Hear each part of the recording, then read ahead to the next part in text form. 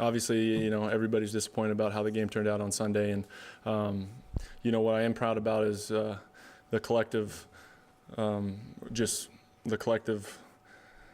Sorry about that. How individually and collectively we've been coming together and still working to get this thing figured out and trying to get down the right path, and hopefully that'll result in a win here for us sooner than later. We've got a great task coming ahead with the Minnesota Vikings. Obviously, they've got a great defense, and it starts with their front four. You got to know about Jared Allen. He was here, obviously, and he's a guy that we got to pay attention to in their secondary. They've got some experience in the secondary, especially with Winfield, and they're a big physical group, and so they're a team that we have to be ready to come and play 4 quarters and execute like we always need to do. Matt, you were pretty disappointed in yourself right after that San Diego game the other day about the interception. What have the last couple of days been like for you? I mean, anything out of the ordinary in that regard? Obviously there's disappointment. Anytime you play a quarterback position in the NFL, you put yourself out there each and every play. And, you go out there and you try 110% throughout the entire game, and sometimes things don't go like you'd like them to go. And unfortunately, that last interception, it's something that you'd like to have back, but it does happen. So you've got to have a short memory. I got in here on Monday like I always do, worked out, made my corrections, and then tried to work on some stuff to get ready to go for this week. As easy as that to get over something like that? I think you just have to try to keep things in perspective, and some are harder than others, but at the same time you really do have to learn how to turn the page in this league, and you can't let it hold you down or hold you back, because there's another game coming on Sunday. What changed between the first and the second half last week? Because it looked like 2 different offenses. Right.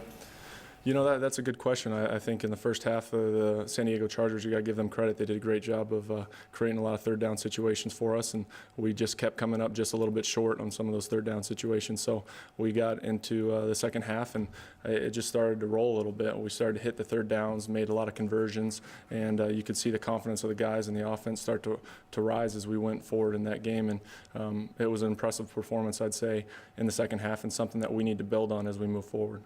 Matt, you've been on teams that have started well, like last year, teams that haven't started so well, like this year. 0-4 sort of seems like one of those milestones you never want to hit. How, important is it just to avoid that situation? There's 2 0-3 teams going at it this Sunday. How much does this team just want to avoid that whole thing psychologically and kind of what it means for the playoffs and all that? Right. Well, that's a great question, and you never want to be owing anything, to be completely honest. And we know that we've been unsuccessful this far this year in trying to get a victory, and so this is an important week for us, and we know that, hey, more so than any week, we have a sense of urgency about ourselves, and we want to try to come home and get this win and try to avoid continuing that trend of losing games. When that happens, if that happens, even now, how difficult is it mentally and psychologically to kind of get it right, to turn it back and let people know that you can win again, things like that, compared to, say, 3-0 last year? Right. I think as professionals, you got to go in week in and week out, and go out there to win. And no matter what the result is, we have to keep playing, and we got to keep sticking together. And I think this team is coming together, and there's a long season left to be played, and hopefully we can turn this thing around and get it going in the right direction. What's been giving you the team trouble with clock management? No timeouts left at the end. Seem to need to use a couple in order to avoid a delay a game. What's been the cause of that? I think there's a number of different things, and we've got to get that figured out before we go into next week. And obviously, it's myself, it's the coaches, it's everybody involved, and how that play's coming in, the personnel and everything else. That it's a situation that needs to be handled so we can keep those timeout and put ourselves in a better position at the end of the game. A lot has been made about who's calling the plays for you guys, and does that affect you at all, that there are maybe different coaches at different times making the play call? No, it really doesn't. To be completely honest, I hear one voice throughout the game, and as I know it, Coach Schmier is the offensive coordinator, and I'm just hearing the play from Coach Zorn, and then I get in the huddle and try to execute the play to the best of my ability.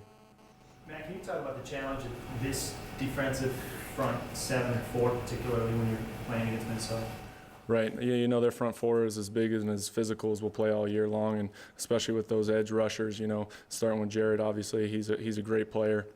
He's an all-pro caliber player who can come around the edge like you wouldn't believe, and so we've got to try to do a good job with not letting those guys disrupt this game.